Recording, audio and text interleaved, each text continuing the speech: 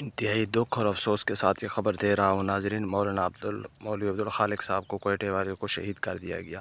ناظرین، ابھی مولانا ادریس صاحب کے قبر پہ ہم گئے ہوئے تھے، ابھی ہمارا دل رو رہا تھا کہ حضرت کے ساتھ یہ کیا کیا ظالموں نے، اتنا شیخ الحدیث ہم سے چھینا، لیکن ابھی وہ ہمارا جو ہے نا ابھی دل ٹھنڈا نہیں ہوا، ابھی ہمارے اوپر بوجھ تھا، لیکن ان ظالموں نے ایک اور وار ہمارے دیوبند کے قابر پہ وہ کر دیا۔ یہ کیا ہو رہا ہے ناظرین؟ کب تک ہم اپنے اکابرین کی لاشیں اٹھاتے رہیں گے؟ ہمیں حکومت سے انصاف چاہیے، پلیز اداروں سے ہمیں انصاف چاہیے، ہمارے قاتلوں کو پکڑا جائے۔ کیا ہو رہا ہے ہمارے ساتھ؟ یہ اتنی ظلم اور زیادتی، قبرستان پہ بیٹھ کے میں یہاں پہ ویڈیو بنا رہا ہوں، بڑے دکھ کے ساتھ بنا رہا ہوں، وگرنہ نہیں بناتا۔